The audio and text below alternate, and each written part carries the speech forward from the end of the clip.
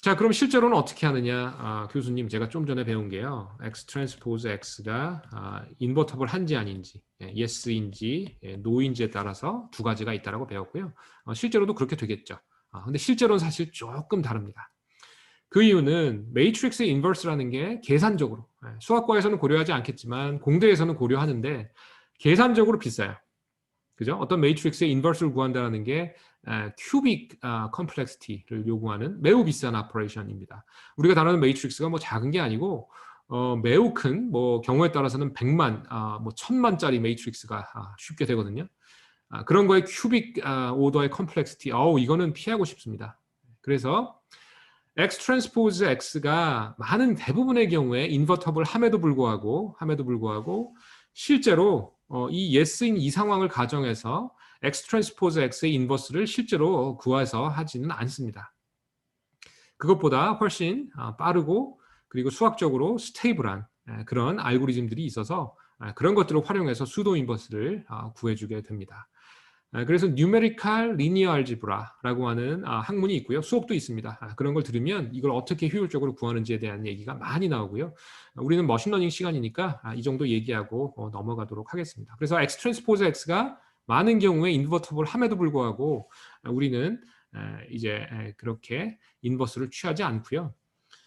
그래서 이제 사실 특히 이제 싱귤러 하거나 아니면 뭐 상태가 안 좋은 almost singular한 이런 상태에 대해서는 X 트랜스포즈 X를 구하기를 시도하기보다는 이제 여기에 표현을 해놨는데 이것을 근사하는 아니면 이 직접적으로 인버스를 구하지 않고 수도 인버스를 구할 수 있는 그런 루틴들을 사용해서 수도 인버스를 구해주게 됩니다.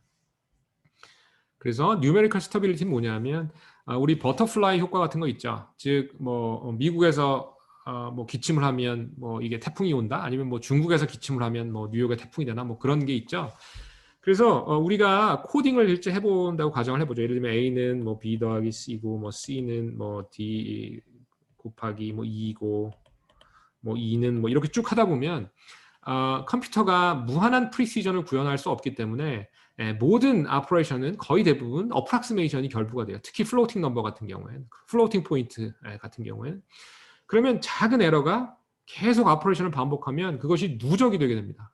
그래서 에러가 원래 0.000 하나하나 보면 에러가 굉장히 작은데 이것을 계속 오퍼레이션을 하다 보면 에러가 누적이 돼서 에러가 아주 커질 수 있어요.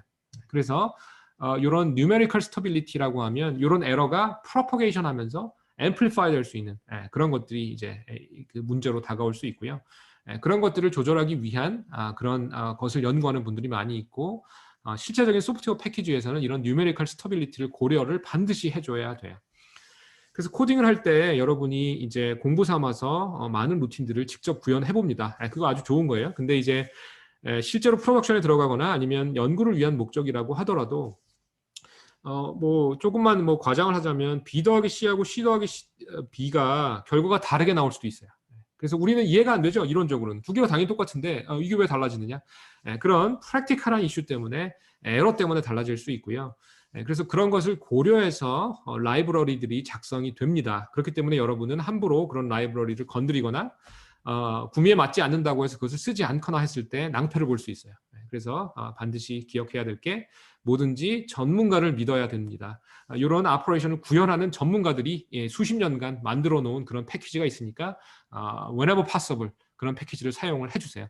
하지만 이제 공부를 위해서 한번 직접 구현해 본 것은 좋으나 그것을 너무 맹신하면 안 된다라는 거예요. 그래서 여기에 관련된 이야기를 하고 넘어가겠습니다.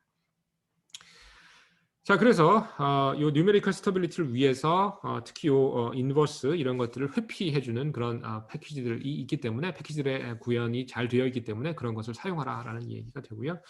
자, 그래서 어쨌든 그 여태까지 논의에 비추어 우리는 다음과 같은 리니어 리그레이션 알고리즘을 유도하게 됩니다. 자, 리니어 리그레이션 알고리즘입니다. 처음부터 해보면 데이터를 모아서 그것을 X라고 하는 매트릭스 형태로 배치하게 되고요. 레이블만 모아서 Y라고 하는 벡터로 배치하게 됩니다. 그래서 데이터셋이라고 불리고 구체적으로는 n개의 페어를 우리가 형성하게 되고요. 그 다음에 바이어스에 의한 거, 그죠? 이미지너리한 코디네이트 기억하시고요. 예를 들면 x라고 하는 데이터가 이렇게 들어왔다라고 하면 이것을 우리는 large x라고 하는 매트릭스에 row로 배치하잖아요. 그래서 x transpose다라고 여기서 표현을 한 거고요. 그래서 각 row가 하나의 데이터가 되고요. 제일 앞쪽에는 그 imaginary한 가상의 데이터들을 이렇게 채워주게 됩니다. 그래서 아까 이야기한 대로 n개의 데이터가 있다면 row 사이즈는 n이고 그 다음에 d 차원의 데이터라고 하면 컬럼 사이즈는 d 플러스 1이 되겠죠. 그 다음에 우리의 레이블은 y라고 하는 벡터로 이렇게 모아주게 될 겁니다. 됐죠? 반복이고요. 자, 그 다음에 수도 인버스를 구합니다. 수도 인버스 어떻게 구하느냐, 뭐 x 트랜스포즈 x의 인버스 x 트랜스포즈 뭐 이렇게 해도 되지만 아까도 얘기했지만 전문가를 믿으라는 거예요. 라이브러리 패키지에 들어있는 그 수도 인버스 루틴을 가급적 사용하세요. 그것이 여러 가지로 좋습니다. 그래서 수도 인버스를 구해주게 되고 수도 인버스가 구해지게 되면 우리의 솔루션 W는 이렇게 써주게 됩니다. 아주 간단하게 써주면 되는 거죠. 그리고 직관적으로 이런 거예요. 이게 이대로 따라하면 안 돼요. W린이 X의 대거에 Y라고 했잖아요. 그런데 이게 수도 인버스니까 이거를 X 인버스라고 생각을 할 수 있다라는 거고, 그럼 양쪽에 X를 곱해주면 X에다가 W린 하면 이게 Y가 된다라는 거잖아요. 그죠? 그래서 이런 식의 논의가 얼추 얘기가 되죠. X에다가 어떤 웨이트를 곱하면 그게 우리의 observation Y가 되는 그런 W를 찾겠다라는 거죠. 그렇죠? 그래서 이런 결의 논의가 관심이 있다면 어펜딕스를 보세요. 됐죠? 그래서 머신러닝스럽게 이 리니어 리그레션을 다뤄주려면 이 정도 논의로 충분할 것 같습니다.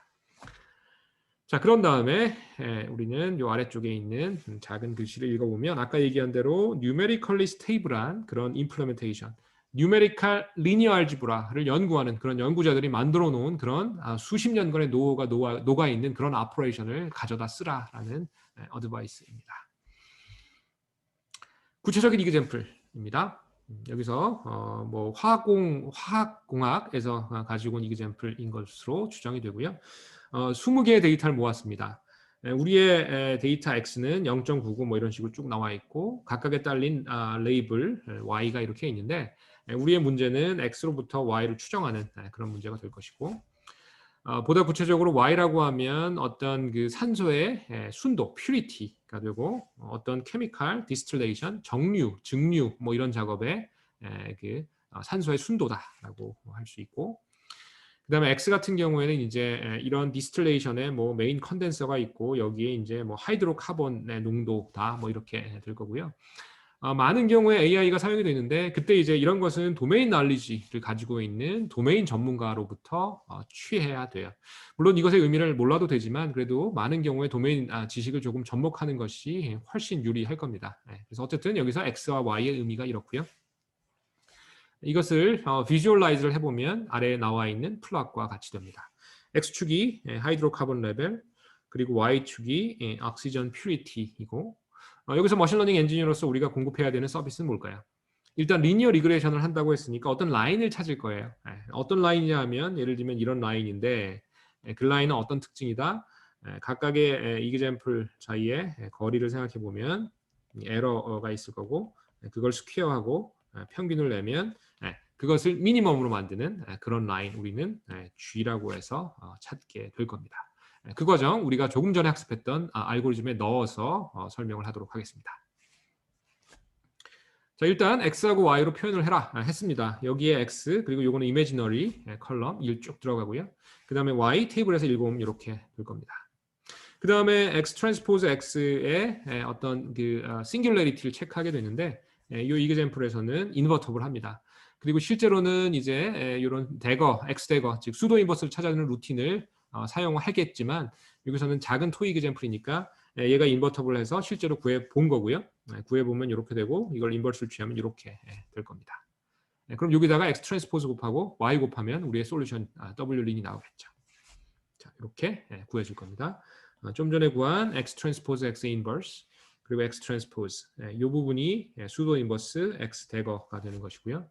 그 다음에 거기다 Y를 곱해주면 우리의 옵티멀 솔루션 W린이 이렇게 유니크하게 결정이 될 겁니다. 그럼 이거는 뭐고 이거는 뭘까요? 이건 W0, 이건 W1이겠죠. 그래서 이렇게 그 바이어스가 74.2, 그러니까 B에 해당하는 값, 그리고 앞에 코에피션트 14.95 이렇게 될 거고요. 여기에 해당하는 라인을 그리면 아까 플롯 위에 라인이 그려질 겁니다. 구체적으로는 이렇게 되겠죠.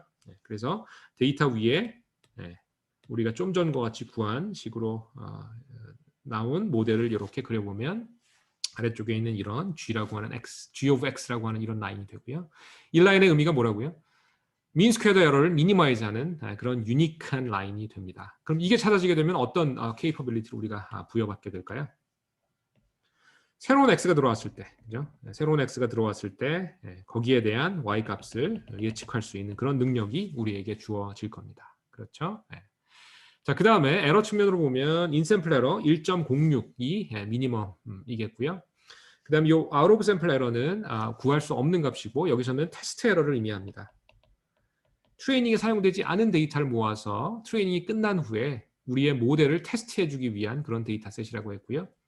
거기에 대한 이밸루에이션이 예를 들면 1.45로 나왔다라는 겁니다. 이것은 어떤 테스트셋을 쓰느냐에 따라서 달라지는 값이겠죠. 그렇죠?